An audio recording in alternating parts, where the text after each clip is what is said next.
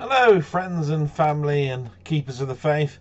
This is a little bit extra to the blog that I released earlier this morning, and something that I recorded last night because if you watch the blog, you'll know that I wanted to take a sunrise photograph, and I had to get up at well, it was 4:30 when I got up this morning, so that I could get to a place where I thought there would be good sunrise. It was hit and miss. I've learned an awful lot about my camera, aperture, f-stop, shutter speed, ISO level. I even locked the mirror. If you know about DSLR, there's a mirror that locks upwards and then back down so that the light can hit the sensor. Don't want to get too boring on this, but you can actually lock that mirror up so that there's no camera shake. Forgot to turn image stabilization off on one of the lenses, and of course sunrise is quite quick, so it was hit and miss. I definitely need to do it again. I'm going to try taking a picture of the moon next, though, from all the lessons that I learned. But the reason for this extra is because Mamemeister gave me a question, and I didn't actually mention it in the original blog. So here we go. He gave me two questions. One that I will not answer, and I never will.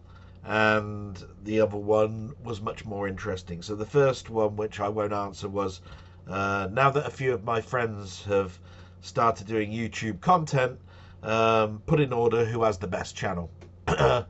Never going to happen. I think that if you were to ask him to do the same, he would balk at it as well. It's very, very difficult to do content. Even if you're not particularly great at it, there's always good in it. I'm starting to become a little bit more comfortable with it, but I'm far away from 10 or so years that Mamemeister's done, and must be 4 or so years now with Panther, and to be quite honest, we're all learning anyway, even at those long sessions of doing content. But you all drive me forward to get better, and I hope to do even better next week. It wasn't the best this week, but I seriously wanted to do something different with my life this morning. Now, the second question is a bit more, well, harder, but easier as a question. When it comes to 8-bit software houses, who are my top 5 and why? So if you can imagine all the software houses that were around during the long period of the 8-bit history, I mean 1977 all the way to, well, they're still releasing Commodore 64 stuff now, but let's say 88, 89. There were so many software houses, and some of them diverse their brand. But I'm going to do it in an order like he asked. We'll go from 5 and then up. 5 would be Codemasters. They brought out quite a lot of content, and it was always at a cheapish price. But they didn't bring out quite the same content as Mastertronic, which I put as number 4. And you have to have these budget houses, because there was so much that was coming out that you couldn't always afford the top tier price of $8.99, $9.99, even going up to $14.99 and more. So they were something that you can't dismiss. So they are 5th and 4th. 3rd, probably Thalamus, just because their content really was slick.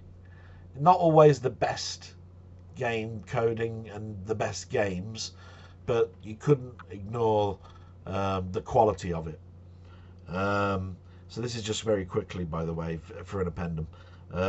Second one will be Ocean / Imagine. although they did a lot of licensed stuff, and I didn't really go with the licensed stuff, you can't ignore how early their stuff was, and what they produced, and a lot of it was quality. It's just, it is mixed in with some absolute dire stuff. Um, and of course, my earliest remembrance of a loading tune was through Ocean and Daley Thompson's Decathlon. So I think they did a lot of good. So I've put them at 2. And of course, first would be Firebird. I'm not sure why I've put them first, because you could always turn around and say, yeah, it's because of Elite, isn't it? And you wouldn't be wrong with that. But they also did a budget range. They did go into the 16-bit era and come up with some great quality right at the beginning with the Pawn and Starglider and so forth. But when you consider the 8-bit, you just knew you had, it was backed by Telecom. I mean, and to be quite honest, I just loved a lot of their stuff. It's just a personal preference. If you were to go back further, you'd be going into things like Activision, EA, Parker Brothers, you know, because of Atari's cartridge system and so forth. But I'm going to keep it to the C64, and that's why I've chosen those 5 for the C64, Commodore 64 output.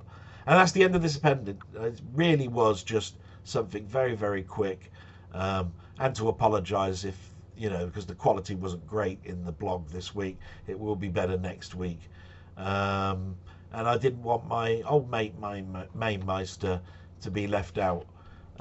So this is a special to him, and I hope you enjoyed that little bit of extra question added in. So until next week, bye bye.